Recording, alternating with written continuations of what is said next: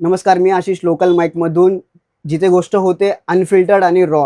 गणपती मूर्ती बनवायला ही सुरुवात कशी झाली? ही तुमची परंपरा आहे की तुम्ही स्वतः प्रोफेशनल हा निवडलाय? गणपती मूर्ती बनवायची ही आमची पारंपरिक म्हणजे 6वी पिढी आहे.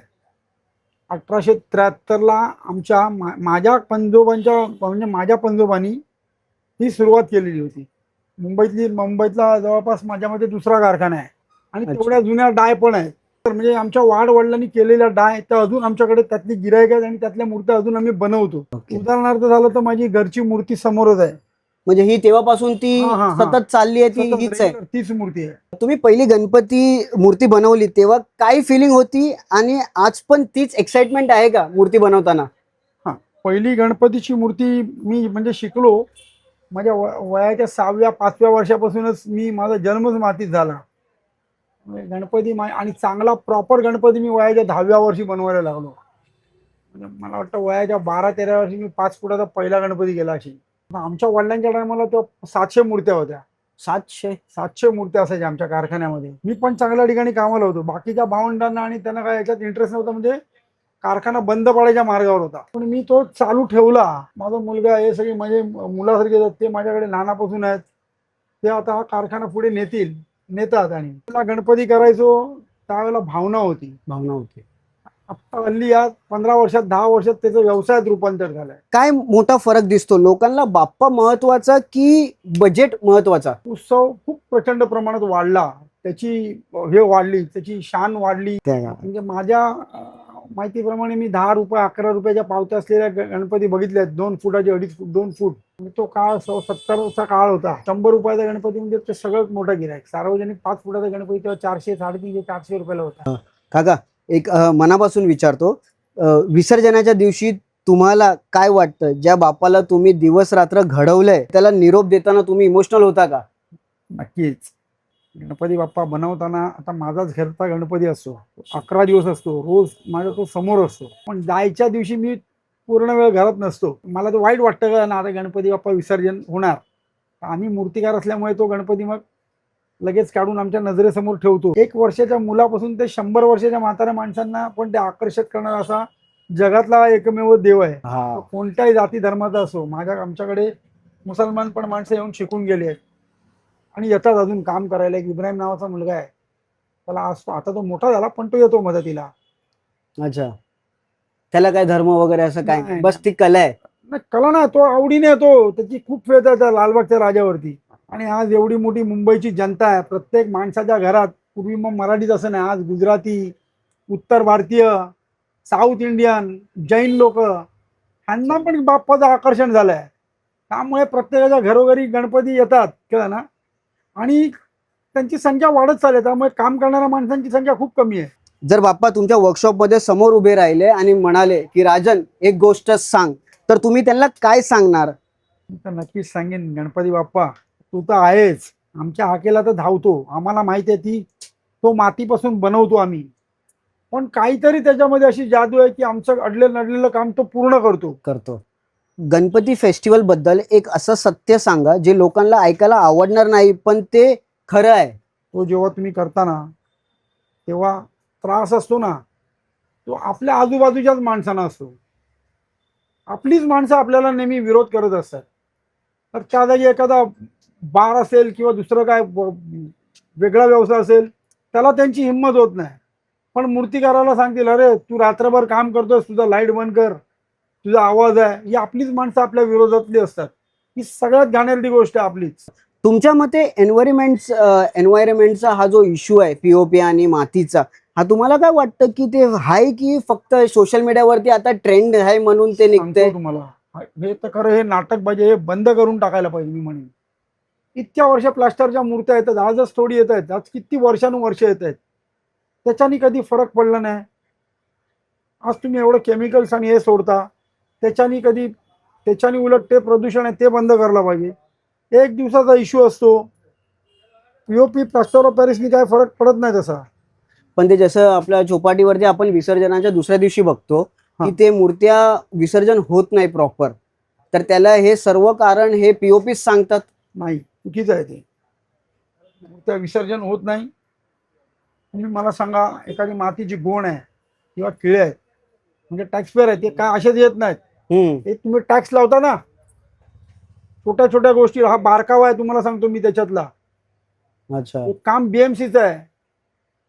आज तुम्ही करोडो रुपये अरबो रुपये बनवून ते ब्रिज बनवलेत ना. बनवले मग का गणपतीसाठी प्रायोजन करत नाही तुम्ही? टाका ना समुद्रामध्ये असं एखादं. ते लोखंडाचा पेट करा ना, वगैरे की हा. इझीनी. जाऊ दे ना, प्रत्येकाला तुम्ही टायमिंग द्या त्या मंडळांना, जाऊ द्या 2 दिवस विसर्जनाला. होणार ना, का नाही होणार? मध्य समुद्रामध्ये होईल ना, मग तुम्हाला मूर्त्या नाही दिसणार. पीओपी की शाडू माती? असली शाडू माती हा आत्मा आहे, जान आहे, पण पीओपीला पण नाकारून चालणार नाही. बिझनेस की भक्ती? आत्ताच्या टायमाला बिझनेस आहे. भक्ती तुम्हाला सांगतो फक्त 10% राहिले, 90% बिझनेस आहे. आणि हे असं झालंय की आज आज आपण पहिला हे कसं होतं की एवढे मंडळ नव्हते, आता हे एवढे मंडळ बाजूबाजूला झाले. तर त्याच्यावर पूर्वी होते पण ते छोट्या प्रमाणात होते, 3 फूट 4 फूट. आता त्याचं स्वरूप 25 फूट 30 फूट जे झालंय. आणि मला वाटतं ते झालंय तर ते काय वाईट नाही आहे. तुमची इकॉनॉमी वाढली, तुमच्या पैसा मोठा होतो त्याच्यामुळे. कारण पैसा मार्केटमध्ये फिरतोय, लोकांना कामं मिळत आहेत, तर का होऊ नये? व्हायला पाहिजे ना. त्या निमित्ताने 10 दिवसात भरपूर पैसे बाहेर येतात, लोक फिरायला निघतात घरातनं बाहेर, पुण्यावरनं येतात, बस गाडी, सगळ्यांनाच आनंदाचे दिवस आहेत ना ते. बाप्पाचे दिवस म्हणजे ते आनंदाचे दिवस, खूप- त्याच्यात खूप. सर्व दिवस रात्र सगळे- नाही बघत, सगळे. निघतात बाहेर, टॅक्सीवाले पण त्यावेळेला 10 दिवस झोपत नाहीत. झोपत नाही.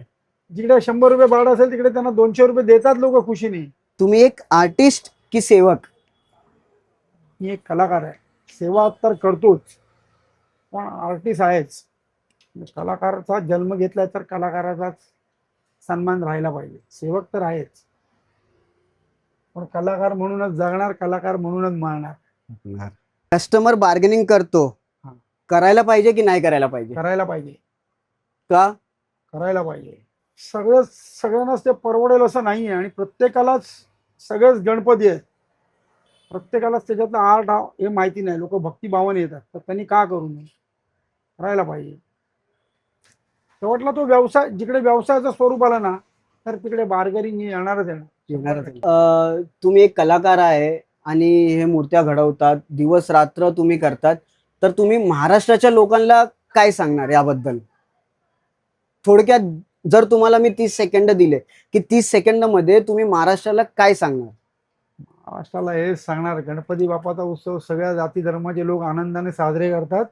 तसेच महाराष्ट्राचं वातावरण पण तसं सुंदर राहू देत, आणि गणपती बाप्पा मोरया म्हणून रोज नाद गर्जना होऊ देत, हेच सांगेन, कारण तो विघ्नार्थ आहे.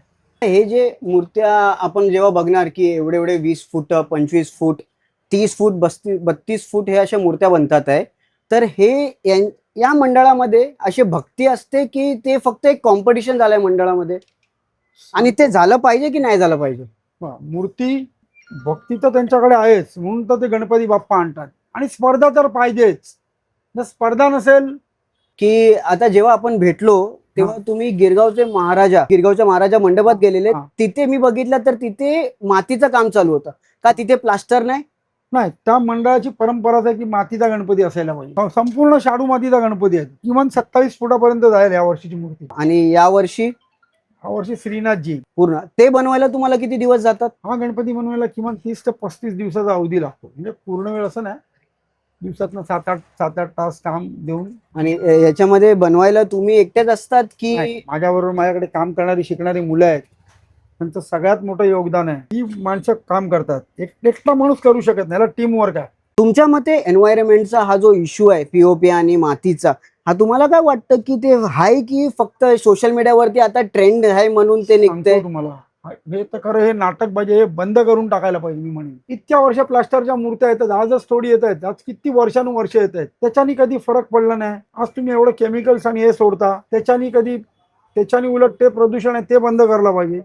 एक दिवसाचा इश्यू असतो, पीओपी प्लास्टर ऑफ पॅरिसनी काय फरक पडत नाही तसा. पण ते जसं आपल्या चौपाटीवरती आपण विसर्जनाच्या दुसऱ्या दिवशी बघतो की ते मूर्त्या विसर्जन होत नाही प्रॉपर. तुम्ही मला सांगा, एखादी मातीची गोण आहे किंवा किळे आहेत, म्हणजे टॅक्स पेअर आहे, ते काय असेच येत नाहीत. हे तुम्ही टॅक्स लावता ना छोट्या छोट्या गोष्टी, हा बारकावा आहे तुम्हाला सांगतो मी त्याच्यातला. अच्छा. हे काम बीएमसीचं आहे. आज तुम्ही करोडो रुपये अरबो रुपये बनवून ते ब्रिज बनवलेत ना. बनवलंय. मग का गणपतीसाठी प्रायोजन करत नाही तुम्ही? टाका ना समुद्रामध्ये असं एखादं. ते लोखंडाचा प्लेट करा ना, वगैरे की हा, इझीनी. जाऊ दे ना. प्रत्येकाला तुम्ही टायमिंग द्या त्या मंडळांना. जाऊ द्या 2 दिवस विसर्जनाला. होणार ना, का नाही होणार?